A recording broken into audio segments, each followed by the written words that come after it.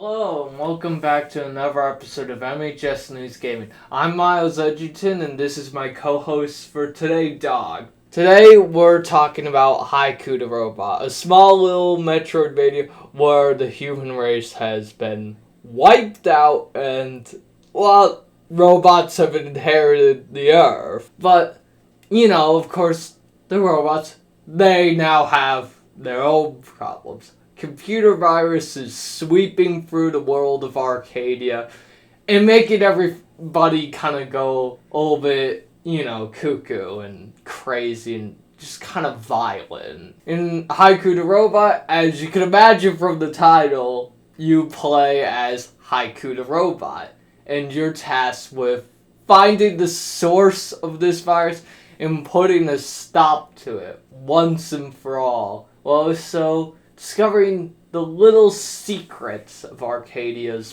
past after the human race was wiped out. Haiku the Robot has a pretty sizable map for a Metroidvania. Haiku the Robot provides a pretty wide variety of areas for you to explore, with some, of course, having that more mechanical and empty feel to them, as you'd expect in a world the robots have inherited, with areas like factory, the Durlicit hole, the blazing furnace. There are also some very pretty areas where nature has started to reclaim its place, or it just has more of a natural feel to it, like in the Forgotten Ruins, where nature has taken almost full hold over all of the machines that once thrived there. And there is also the water ducts, which of course is your average sewer, but it also provides a very pretty area. And then there are also some areas that kind of paint the picture for you about kind of what happened to all of the humans, with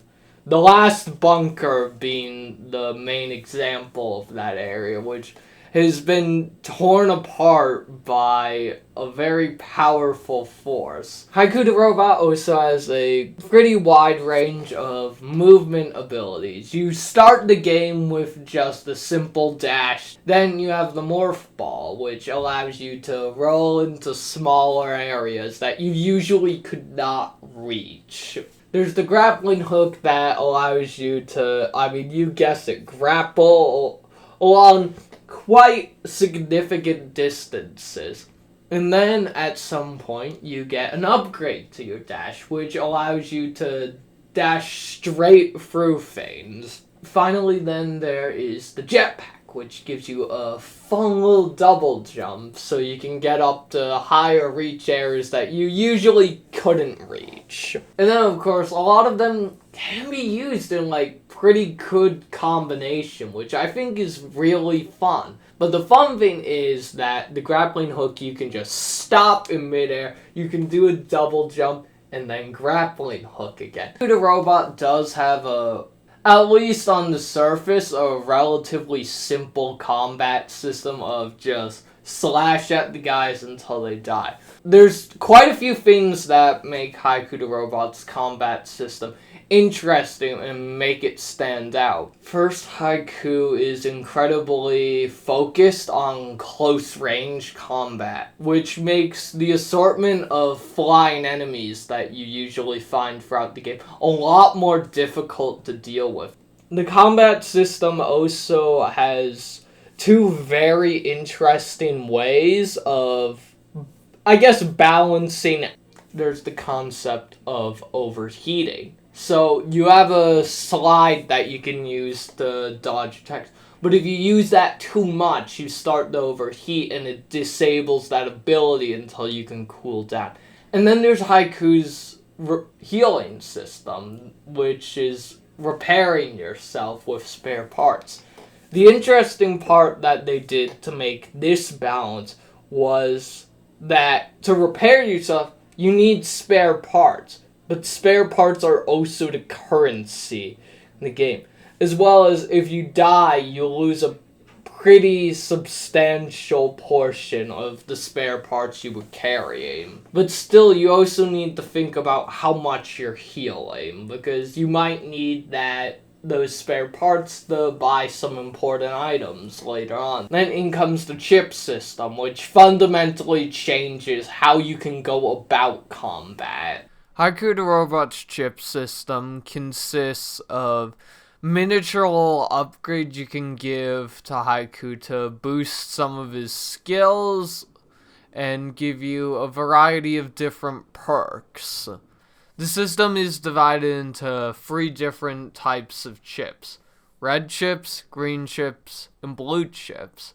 You are able to use the different type of chips in tandem with each other to adjust for your playstyle, but also to make sure you're not going for an incredibly unbalanced, broken build. The game limits you to using 2 to 3 of each type of chip in your build. How you choose to use these chips can greatly aid you in the many boss fights found in Haiku the Robot.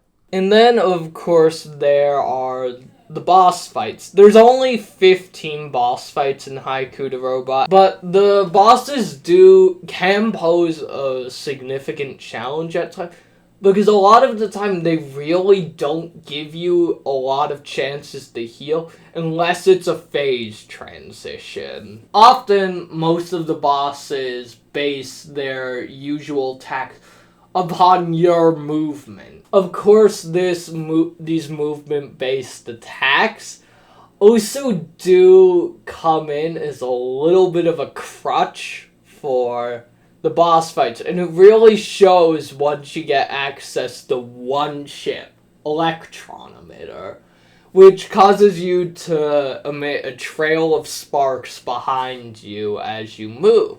They're gonna go slam their stupid heads on the ground and get a big old spark in the face. But still, a lot of the boss fights are really fun and creative and do pose a legitimate challenge. In the end, Haiku the Robot is just a very fun short game that you can get down in a couple of hours, and I think it's also a very good place for beginners if you want to start getting into the Metroidvania genre, because a lot of the other games that are a lot more popular, of course, are quite a significant amount harder and a lot longer than Haiku the Robot. My final rating has to be about 8.5. Like, again, it's not a perfect game, but for an indie game, it is pretty darn good. And that's going to be it for this episode of MHS News Gaming.